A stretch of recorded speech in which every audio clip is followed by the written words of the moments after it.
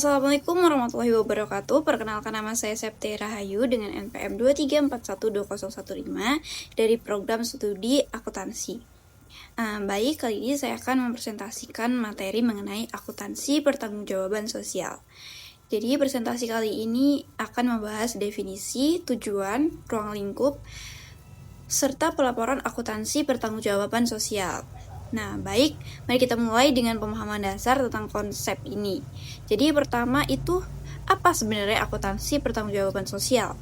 Jadi, akuntansi pertanggungjawaban sosial atau Social and Economic Accounting atau SEA adalah penerapan akuntansi dalam ilmu sosial yang menyangkut pengaturan, pengukuran, analisis, dan pengungkapan pengaruh ekonomi dan sosial dari kegiatan pemerintah dan perusahaan.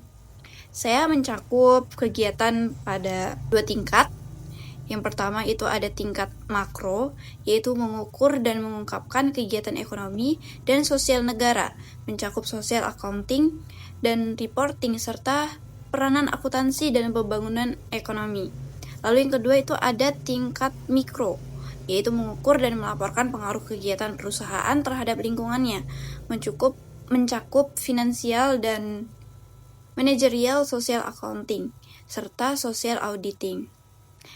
Namun, di era globalisasi ini, perusahaan tidak hanya fokus pada laba finansial, tetapi juga harus berkontribusi pada kesejahteraan sosial dan pelestarian lingkungan.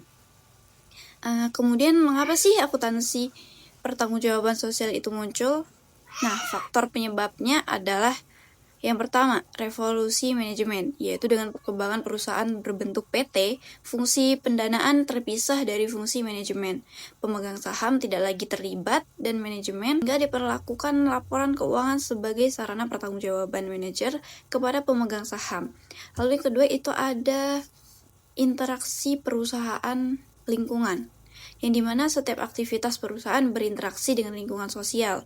Sumber ekonomi yang digunakan perusahaan berasal dari masyarakat dan lingkungan, sehingga perusahaan harus mempertanggungjawabkan penggunaan sumber daya tersebut.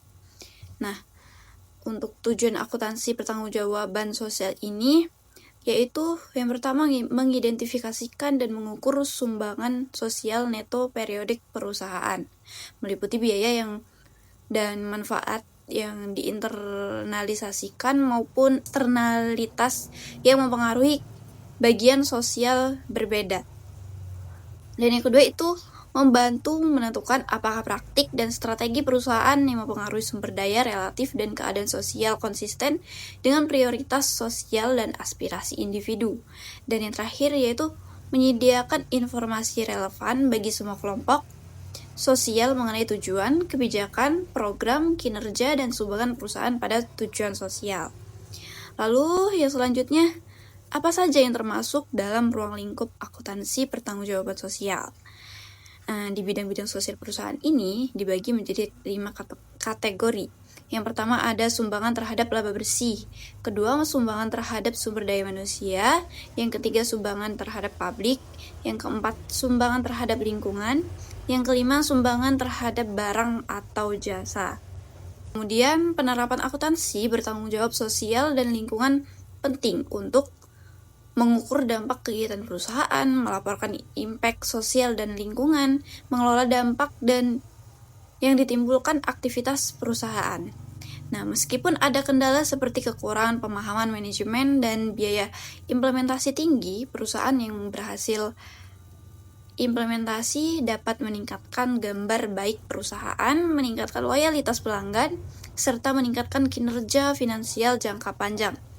Lalu kemudian ada beberapa konsep triple bottom line dalam CSR, yaitu mencakup ekonomi, sosial, dan lingkungan. Lalu selanjutnya, bagaimana pelaporan pertanggungjawaban sosial?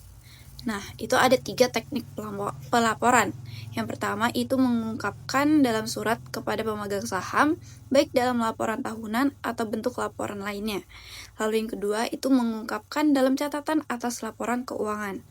Yang ketiga, perkiraan tambahan, misalnya melalui akun penyisihan kerusakan lokasi, biaya pemeliharaan lingkungan, dan sebagainya. Menurut PSAK nomor 1 paragraf 9 menyatakan bahwa perusahaan dapat menyajikan laporan tambahan seperti laporan lingkungan hidup dan laporan nilai tambah atau value add statement, khususnya bagi industri di mana faktor lingkungan hidup memegang peran penting.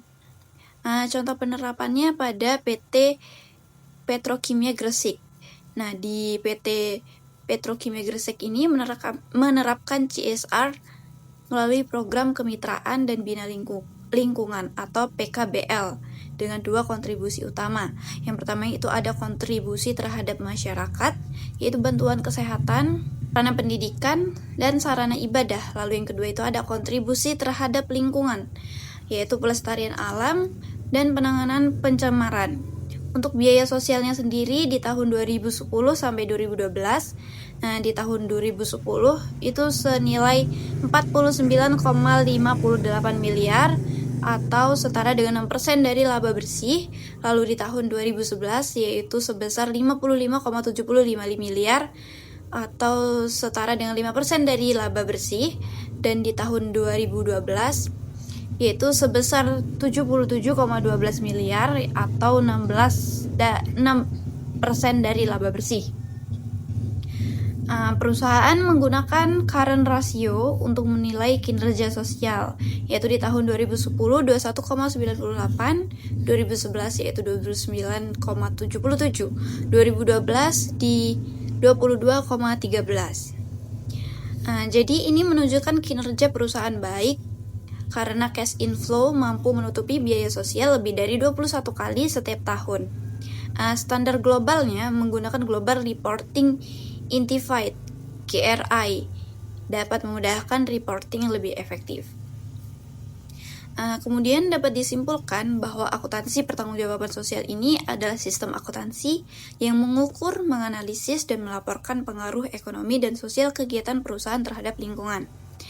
Ini muncul karena revolusi manajemen dari kebutuhan pertanggungjawaban perusahaan terhadap masyarakat yang menyediakan sumber daya.